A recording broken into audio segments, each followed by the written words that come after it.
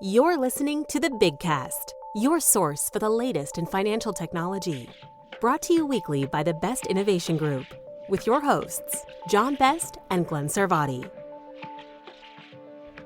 Welcome to another edition of the Bigcast. My name is Glenn Sarvati on behalf of the Best Innovation Group, where we like to do cool things with financial technology, and we like to keep our finger on the pulse of an unbelievably busy news stretch of things going on with dramatic impacts on the credit union industry. We'll be getting into that in just a second. And we'll also be speaking to a gentleman who is very, very well versed and well positioned to do the same. The founder and publisher of the CU Daily, a new publication online that launched just over the beginning of the month of March, actually coinciding with GAC. Frank Diekman, who you probably know. He's been in the space as a journalist and reporter for some time here. We'll be getting into the details of the new CU Daily, which has become part of my regular morning routine pretty quickly. And he'll talk about some of the key issues that are hitting the credit union space as we speak. You can always find out more about the Best Innovation Group by checking out our website, big-fintech.com. This almost feels to me like a continuation from last week's episode, which I thought was a great one. We spoke with Jason Steverak from the Defense Credit Union Council about the ongoing battle to maintain the status, the tax status, the not-for-profit status of credit unions. And then also the kind of breaking story around that time around CDFI treatment and the community development funds that the government supports on that. We kind of left that as an open item at the end of the conversation because the government, the executive order that came out basically demanding that those funds be wound down to the extent allowable by law, as it was put. The response to from Treasury and how they intended to do that was due basically at the time that I was recording that conversation with Jason. We'll post a link to that because I think that's still great background to what's going on and all the machinations in the space. And we kept waiting to see if maybe between the time we spoke and the time that podcast went out, that maybe we'd find out more. And it got to be crickets. It was very odd. The indications, the groundswell of support among members of Congress and the letter writing campaigns, etc., seemed to indicate that there was plenty of broad-based support for maintaining the CDFI programs. One of the things that came up I thought was interesting is Inclusive, organization you probably know well from the credit union space. And a CDFI itself put out a strong statement of support and also pointed out that despite the fact that it was being kind of positioned as a government handout, that they called it one of the most successful market-based initiatives for community development that basically brings in $8 of private funds for every $1 of public funds over the course of the roughly 30 years these funds have been in place. So again, it looked like things were in pretty good shape, but then the silence, I found it very troubling because the way things are going these days, my guess was that maybe the powers that be in terms of trying to figure out how to make further budget cuts were just not accepting that noise and trying to figure out a way to still continue with the plan that they had set out. The other possibility is maybe they just were hoping the whole thing would go away and people wouldn't notice it. A little bit like TikTok is going on these days that seems to be kind of continuing in perpetuity, despite the fact that there's a law in the books that say it's supposed to go away, but never mind about that. Well, finally, just on, I believe it was Sunday night this week, March 30th, the report that was required for Treasury to issue finally came to light. It's dated March 21st. So, I mean, technically that was the date they were required by the executive order to explain what they intended to do. How and why it stayed so quiet for 9 days is beyond me. We'll have to leave that for another time. But basically, Treasury came down at the position that all 11 of the current CDFI programs are statutorily required. In other words, they are required to kind of continue as they are currently structured. And they are already funded through this fiscal year as well. And to that point of $8 of private funding for $1 of public funding kind of says something there, although you do need to have the government entity to actually create the fund. I'm still not resting on my laurels on this one. I suspect there's going to be some further pushback at some point. But for now, I think we've weathered the storm on the CDFI piece. We posted a link to the article from the CU Daily, as a matter of fact, that they ran on that. So you can take a look there. That does not detract from the main event that was the conversation that originally gave rise to the interview with Jason Steverak, which is the tax treatment of credit unions. And based on, again, the reporting, this is kind of a watershed week. As Jason calls it, the pay-fors are coming up. If there's a desire for budget cuts to fund the extension of the tax bill from 2017, you have to find, and probably go deeper and extend it further, you have to find ways to pay for it. And this continues to be one of the things that has risen on the chopping block. Again, there's been pretty solid support, explanations of the irrationality of depriving credit unions, given the ROI, as Jason talked about, that it delivers. So again, we'll probably be continuing with the ongoing coverage of that one as time allows. One way to do that, and one thing that we've added here at the Best Innovation Group very recently that I would strongly encourage, is the Friday FinTech 5, where we basically kind of scour the news to see where we think the biggest headlines of the past week are, and the best articles, hopefully totally free without any paywalls or subscriber logins or anything like that, where you can find out more about them. And we post those on Friday afternoons. You can make sure that you see those by following the Best Innovation Group on LinkedIn. Another way you can do that is by registering to join our CU Town Halls, which we do on a bi-weekly basis every Wednesday not every Wednesday afternoon, every other Wednesday afternoon. Those happen at 3 p.m. Eastern, noon Pacific. The next one's coming up on Wednesday, April 9th. They're free to attend, but you do need to register in advance. cutownhall.com is the way to do that. And if you are registered, you'll get the invitation for those, and you'll also receive those at Friday FinTech 5 to kind of keep abreast of all the things going on in the space. Couple other headlines this week. The one that really kind of caught my eye, and it's got a fair bit of attention, I'd say, and then the more you dig into it, it kind of strikes me as a nothing burger. The executive order that came out from the Trump administration calling for the elimination of all paper checks to and from the federal government, which obviously would be a big move toward electronifying the payment system. It sounds like a noble goal. It also sounds like how are you going to do that when you talk about, people who don't have access to bank accounts? It's one thing for the government to stop sending out checks. It's another thing for people to not be allowed to send checks in. You'd think you'd want to take in money however you can get it. Reading in a little bit more detail, and again, we'll post a link to the executive orders. You can always find the show notes by checking out the website, big-fintech.com. That may be where you're listening to the podcast. You can also usually click through and find those if you're listening at Spotify, Apple Music, Amazon, etc. But the ruling says that by September 30th, the government will stop both issuing and accepting checks to the extent permitted by law. And then it says, except as noted in Section 4. Now, the interesting thing to me is that the government's been trying to get rid of checks. We've been talking about electronifying EBT payments and all these things for some time, and there really aren't that. There's a lot of checks still out there, but the government is not. From a percentage standpoint, it's just not that many. They do point out that there are intragovernmental payments between entities of the U.S. government, interagency, that are still being made by check. I wasn't aware of that. If there's a lot of that going on, sign me up. There's no reason that ought to be happening. But you get down to the except as noted, where they're exempting the need to eliminate, quote unquote, all checks. They eliminate anything involving the unbanked, where it would be too much of an undue burden for consumers. They eliminate any emergency payments for, climate disasters, natural disasters, things like that. Any cases where using electronic payments might impact national security, or any other reason as deemed appropriate by the Treasurer. Those are some pretty big exceptions, especially in an area that we've already been doing a whole lot of work on this one. So when it all boils down, other than getting some visibility and some headlines, I'm not really sure how much this is going to change things. So it'll be really interesting to see how this plays out. There's supposed to be a government visibility campaign promotion to try to get people off paper checks. Valid, very noble point. We'll see where that goes. And then I love the one piece that comes in there at the end, too. Not even at the end, toward the beginning, talking about moving everything into electronic.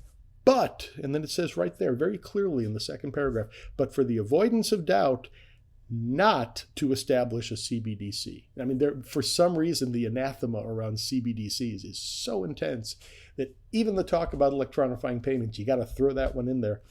And then the same week, news comes out that Trump's own crypto venture, World Liberty Financial, is launching its own stablecoin, which is called USD1, fully backed by US treasuries, dollars, other cash equivalents, and is going to be launched on an Ethereum and Binance blockchain. The Wall Street Journal also reported that the Trump family, by the way, is in discussions on a deal, both investment and a strategic partnership with Binance, at the same time that Binance's CEO is actually apparently lobbying for a pardon, having pled guilty to issues around his crypto company last year. Nothing to see here. We'll leave that part aside, but interesting stuff.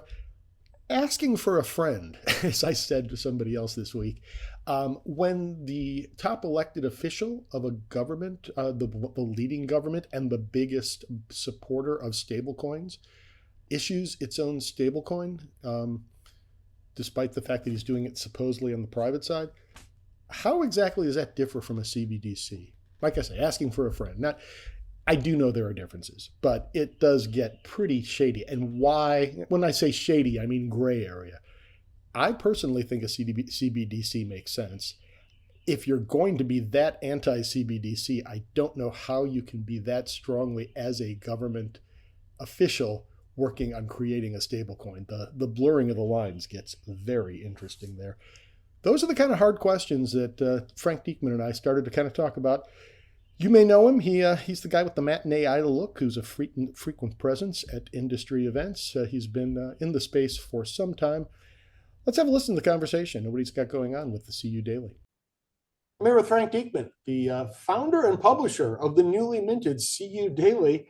Frank, I was joking that I thought you had completed the grand slam of credit union publications, because I know you come directly from CU Today, and before that you've been at the Credit Union Times and Credit Union Journal. And then you kind of clued me into the fact that your resume goes even further back than that. But I obviously want to talk mainly about the Daily. Thanks so much for taking the time. Thank you for having me, Glenn. So congratulations. I just, I saw, I guess I'd say maybe you came out of stealth mode pretty much at GAC. Was that your coming out party? When did you start publishing the Daily? GAC was the coming out party. Started publishing the Daily on February 28th. That was the Friday prior to GAC. I thought that was really important. That had been our target date all along.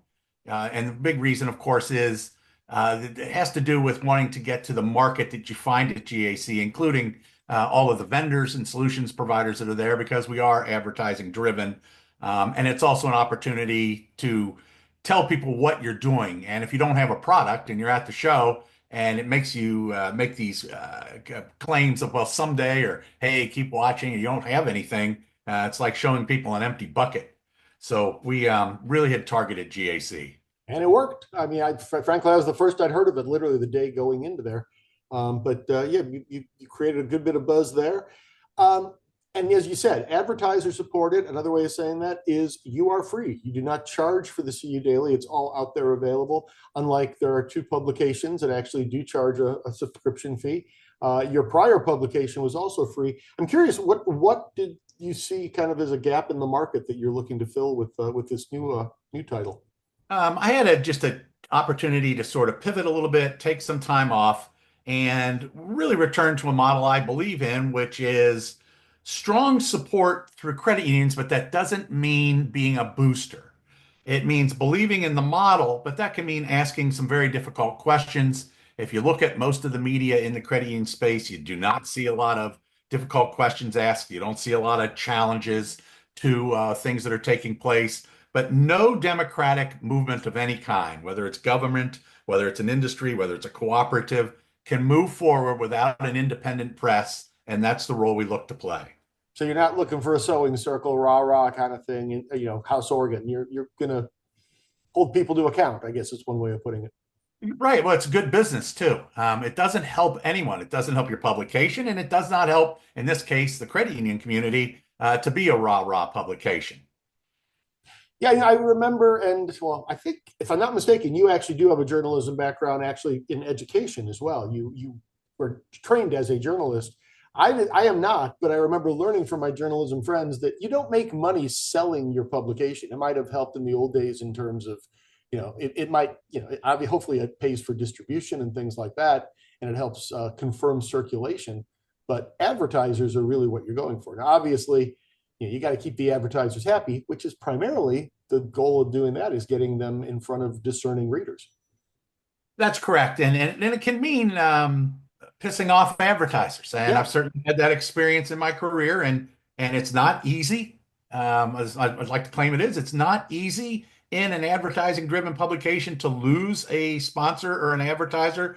But that's a short-term pain point and a long-term benefit. It does not, in the long term, benefit anyone to look the other way on a story or to bend the news because of the bottom line. In the short term, perhaps, but in the long term, the reputation of the publication is critical. So I guess, you're only about 3 weeks into this as we're speaking right now, but I guess you've kind of addressed to some extent how you're differentiating from the existing publications. Can you kind of give any examples of the recurring features or kind of ongoing investigative series or anything like that that might fall in that category of being a little bit more hard hitting, I guess, lack of a better term? Yeah, the one ongoing piece that we've been running is a look at credit union merger disclosures to members. It's something I've written about extensively over the years. During the time that I wasn't publishing, I read approximately almost 100 disclosure forms of what members are told about mergers. And in some ways, frankly, Glenn, it's like reading 100 sad stories very often, what you see expressed in these disclosure forms, which are mandated by NCUA, is you see failures in many ways by boards to understand what's taking place, to see that the world is changing, to understand that Elmer, the CEO, who's been there since the Eisenhower administration, he might die or retire at some point. And the board is, whoa, they never saw that coming. And that's a failure on their part. You see credit unions with, I've seen credit unions with 45% capital talking about how, they just can't afford technology. They don't even have a website. So you see a lot of failures in that regard, kind of self-inflicted wounds. You see other small credit unions just talking about how, they have a narrow field of membership and can't compete with technology costs anymore. And these mergers have sort of snowballed and created larger and larger institutions. And then you see these payouts to a lot of insiders, which I'm sorry to see you don't see more people in credit unions speaking up on, but I always try to write about every one of them, at least, not, if not taking a stance, at least letting people know these sorts of things are going on, because this money belongs to the members, and many members don't understand that, and some of the payout packages are really troubling. So that's been one ongoing series that we focused on, to your question. Other items, of course, change with the news, and we try to be very responsive to the news. Take pride in, it's called the CU Daily for a reason. And every day we probably average about 15 news items. We had 111 news items last week, and we take a lot of pride in providing to our readers the most up-to-date, comprehensive coverage. I don't know if we've seen any particular theme in there. Certainly, things taking place with the Trump administration and some of its directives and the effects it's having has been a theme. What will be the theme, a month from now? Really don't have any idea, but that's the nature of a publication like this. Exactly. Any kind of a daily, a periodical like this, you're not, if you're planning that far in advance, other than kind of long form investigative reporting or something, you're doing something wrong if you know what you're going to be writing about a month in advance. And even for this, as we just talked about before we started rolling the tape, is that we're only recording this about a week before it's going to go to air, but I'm a little bit reluctant to get into some of the details, in some of the fast moving topics, because they may change pretty dramatically just in a week. So it's a great opportunity. And I've noticed, I've heard people say in the past that you're something of a machine, the way you generate out this content. And like you say, 111 items just over the course of the last week. Obviously a very busy time out there right now, but no shortage of things. And I'm with you entirely about the payouts and things like that. I've seen Chip Filson on his own blog kind of tackle a lot of those same issues. And yeah, I'm very much in agreement with you that that's something we have to be watching for. You've also got kind of a, I don't know, a sister publication, a ride along. I'm not sure what to call it. The CU daily, the board briefing, which is not a daily. That's more of a monthly, I believe, right? The CU board brief is a monthly. It came out of a discussion with board members who, to the point we just talked about, I happen to be fortunate enough to speak to Rochdale's Volunteer Leadership Institute every year. Has a very, very engaged board member audience that really defies the stereotype of disengaged board members. And they were the audience was very interested in everything I would speak about there, and I was sharing a lot of news with them. But they also made it pretty clear this is overwhelming. We're volunteers here. We're not looking at wanting to read 100 news items a week. How can we stay in touch with credit unions without being overwhelmed? And it's like saying, I want to see the cattle. I don't want to be stampeded by them. And so those over 2 years, and probably could have moved a little bit more quickly, but over 2 years of discussions with them, developed the CU board brief, which highlights 12 to 14 news items. The first edition had 14, and it focuses on bigger picture trends that boards should be aware of. And I've certainly had conversations before with board members who were just completely unaware of things that were going on in credit unions. They're really inside their silo and they don't have any perspective from outside as to what's happening out on the farm. And we were able to kind of develop this newsletter called the CU Board Brief.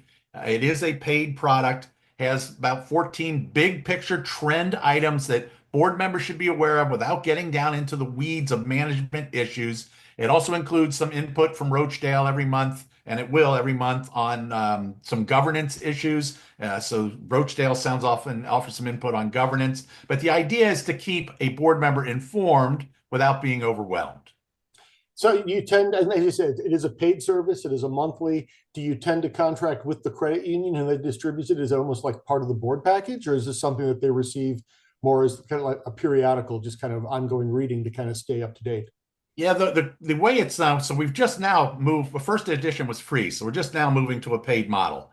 And the way it'll work is the credit union will pay for it, and it covers the entire subscription is not per board member. It's for the entire board and supervisory committee. So not looking to get down to every board member. And the credit union obviously takes care of that cost. It's pretty darn reasonable. It's $799 a year for the entire board and supervisory committee. And so it's pretty reasonable. It's certainly below the cost of any conference. And I think it's a pretty good tool for keeping people informed.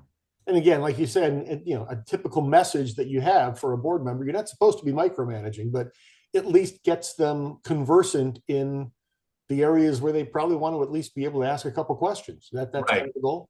That's a very good point, Glenn. We try to avoid, in fact, specifically avoid any of that micromanagement sort of thing, and instead provide an overview. Here's some trends perhaps out of Washington that will affect credit unions. Here are some economic trends, lending trends, so that you can compare what's happening at your credit union with others and you see the bigger picture, and try to share examples or two of some other things that maybe boards are doing that might be just a little bit different than the annual, coming together once a month and then adjourning.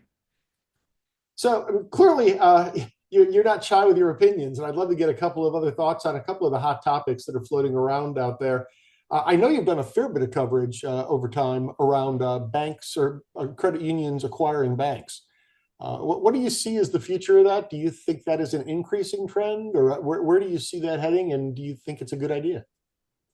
I think it's obviously going to be a trend that will continue. You don't see anything that would stymie that. If anything, the ongoing growth of credit unions will only beget more purchases, which drives more growth, which begets more purchases.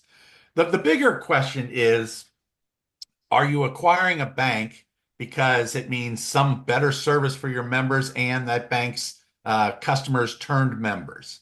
And that's the question credit unions need to answer. There's obviously the American Bankers Association, the independent community bankers are making a lot of hay out of this and really trying to leverage these bank purchases, saying credit unions have abandoned their mission.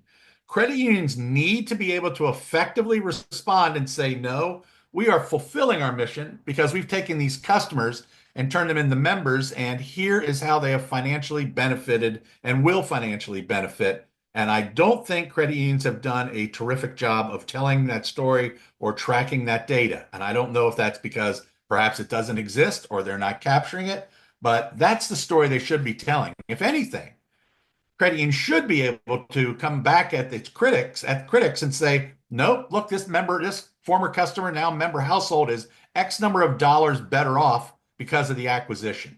And that's what we're not seeing. And that will only, the lack of that will only continue to affect the argument and strengthen the argument of opponents. The trade associations have gathered some of that data, but you really haven't heard a very compelling argument like that. That's a really good point. I guess the question, if I want to really get skeptical, is, A, has the data really been tracked in a meaningful fashion? And B, if it doesn't tell the story that somebody wants, does it get out? So that'll be, I mean, I'd love to see exactly what that looks like. I'd like to think it's a positive story.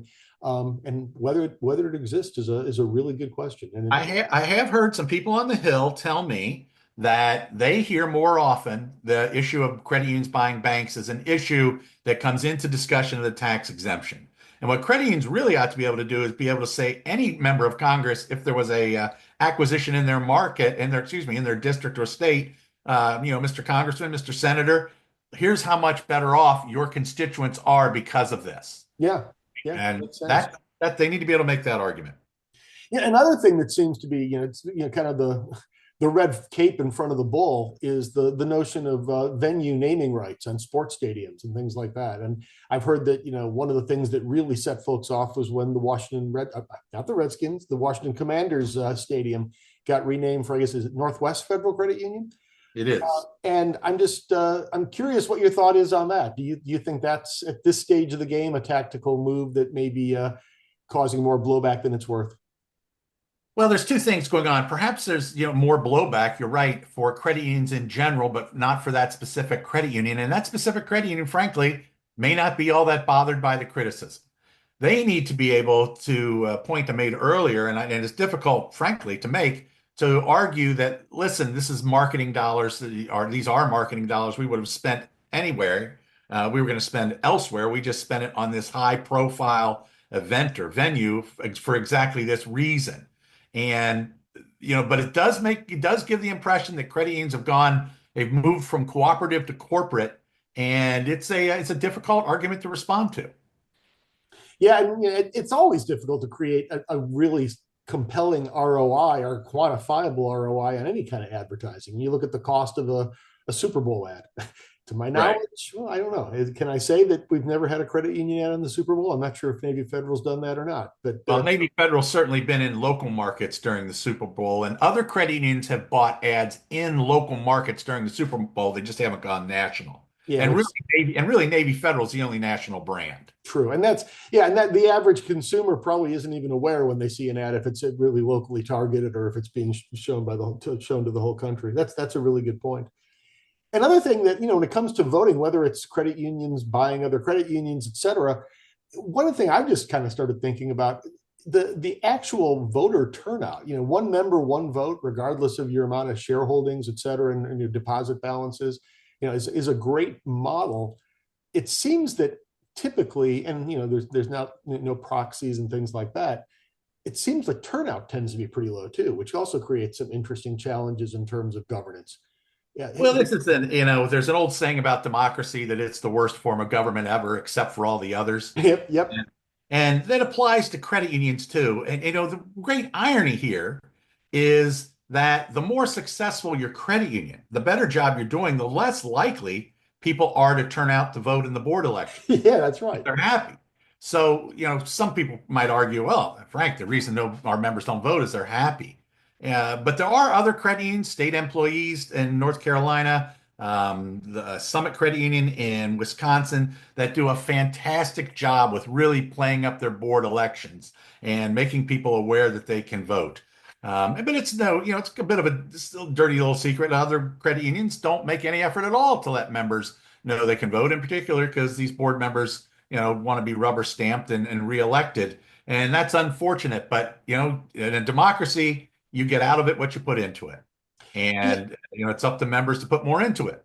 And I think I see the percentage turnouts and they look so low. And then I started to think, well, if you look at a typical corporate annual, voting process, if you took out the insiders that have big chunks of shares or the institutionally held shares that people are doing, if you look at the retail shareholders, I'm not sure it's that much different. So and of course, in a corporate situation, because it's $1, one vote, it can be discouraging for a lot of people, a lot of shareholders to vote. At a credit union, it's one member, one vote. So regardless of your balance, you do have an equal say there, and you do have equal weight in your vote. But maybe people probably aren't aware of that. I was about to say, I wonder if it would be interesting to determine if the average credit union member owner actually understands that. I think we can both conclude that most do not. Yeah, unfortunately. Well, we could go on with this forever. I really enjoy these conversations. I really enjoy the new publication too. The best way, and what you're really looking for is eyeballs in circulation, right? The best way to do it is by going out to the website. The best way to support us and to remain active and knowing what's going on, it's at thecudaily.com. Can tell you that I very much welcome feedback and encourage it. Have gotten lots and lots of feedback. Got a great story tip today. So really try to interact with readers and really value what they do and they're coming to the site. And I think right there, front and center on the site, is a place to enter your email address and subscribe to the daily update, which is the way I pick up the headlines every morning. It is, and it's free, as we mentioned earlier, and you can always opt out at any time. You're welcome to send money, but it is free. Frank Deacon, founder and publisher of the CU Daily. Thanks for taking the time. Really appreciate you continuing to fight the good fight here and bring this stuff to our desktops on a daily basis. And Glenn, thank you for having me. Really enjoyed that conversation with Frank, and lots of things to follow up on. I mean, the energy that's actually, crisis does create, some potential. Sometimes it's these existential threats that really get us to really appreciate what's important and really focus our resources. Frank mentioned it's probably been since the mid 90s, and the existential threat that hit around HB 1151 in the field of membership situation. There's an interesting guest column out there at the CU Daily specifically on that topic as well that you can take a look at. But it's a little bit deja vu of what's going on right now in the space. With that, another episode of the Big Casts in the books. Again, my name is Glenn Sarvati. You can track me down via my firm 154 Advisors. Find us on Blue Sky. I'm there at 154 Advisors, the Best Innovation Group at Big FinTech, our grand poobah John Best at JB FinTech. As I said, the Friday FinTech 5, we try to keep you up to date. If you go out to the website, we provide some of our own content and kind of perspectives on these things and occasional blog posts. We've actually written about some of the tax situation. You'll find that out there as well.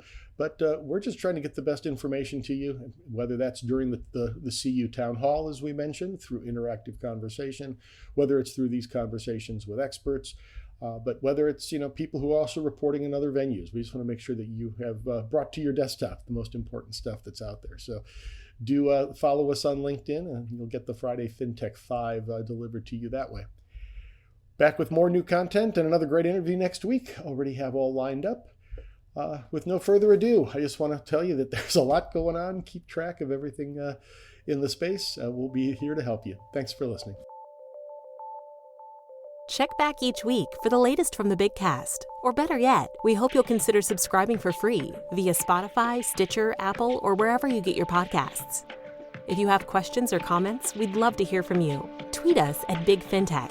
Email info@big-fintech.com. Or visit us at big-fintech.com and click on the Media tab, where you can post a comment or check out our archive of hundreds of past episodes. See you next week.